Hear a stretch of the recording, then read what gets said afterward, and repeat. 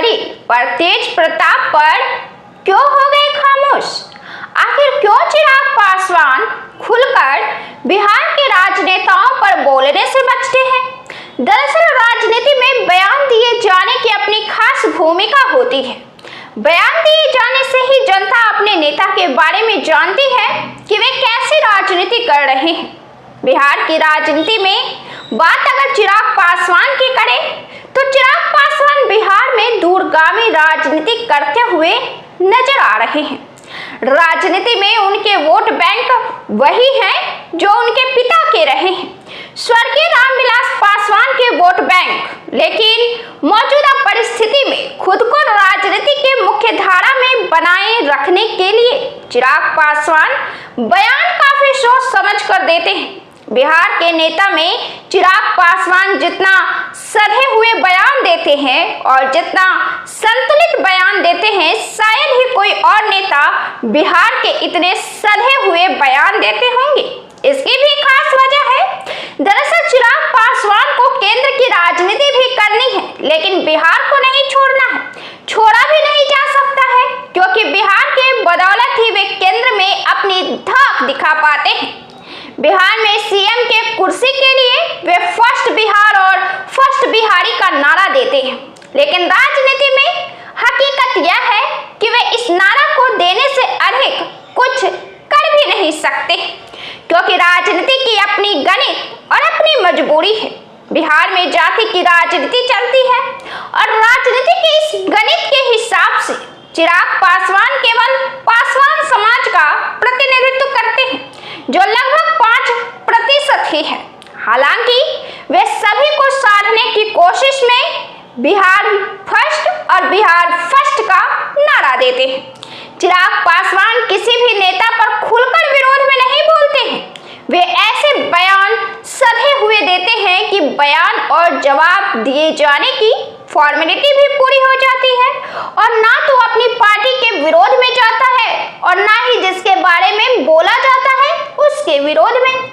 हालांकि इसे चिराग पासवान की राजनीतिक चतुराई के तौर पर भी देखा जा सकता है। चिराग पासवान से जब तेज प्रताप यादव के अफेयर और पत्नी को लेकर सवाल पूछा गया, तेज प्रताप और अनुष्का को लेकर, तो वे इस बयान पर काफी बचते हुए नजर आए। आपको यह भी बता दें कि अभी हाल ही में आमना सामना जब चिराग और तेजस्वी यादव का होता है, तो दोनों एक दूसरे से हंसकर हाल चाल पूछते नजर आते हैं। दोनों राजनेताओं के बीच पारिवारिक संबंध रहा है, जिसके नाते ही चिराग पासवान ने खुलकर तेज प्रताप यादव पर कुछ नहीं कहा है।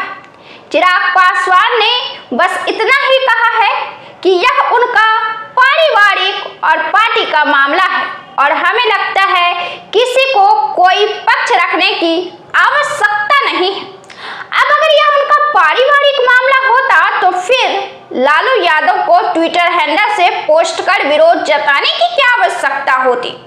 तेज प्रताप के भाई बहनों को मीडिया के सामने आकर बयानबाजी करने की क्या आवश्यकता होती?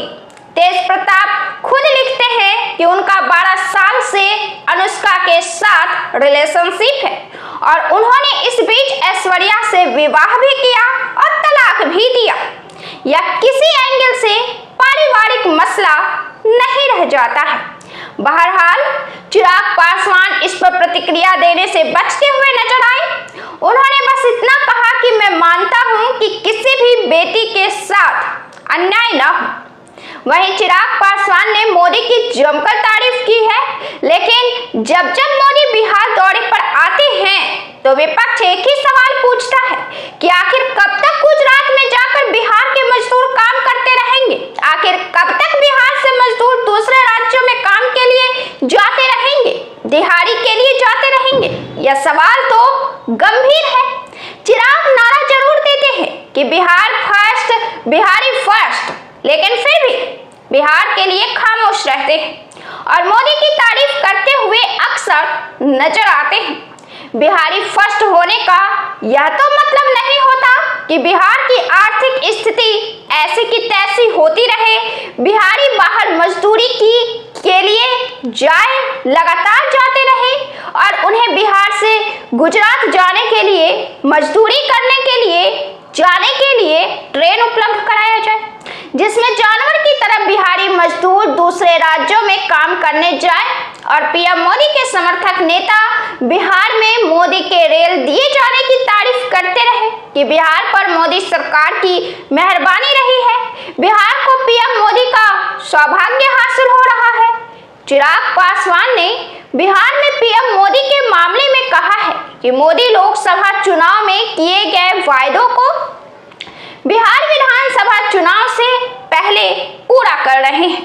यह उनका बिहार और बिहारियों के प्रति समर्पण दिखाता है।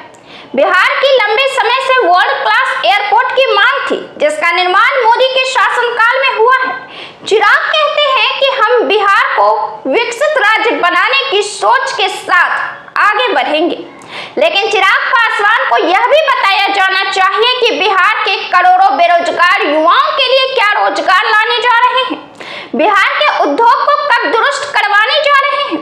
बिहार में वह परिवार जो 2 जून की रोटी के लिए जूझते हुए अपनी जिंदगी पूरी काट देता है और 2 जून की यह रोटी की संघर्ष एक पीढ़ी से दूसरी पीढ़ी को हस्तांतरित हो जाती है, लेकिन यह आनुवांशिक रोग की तरह चिपका रहता है। आखिर इस संक्रमण से जो कोरोना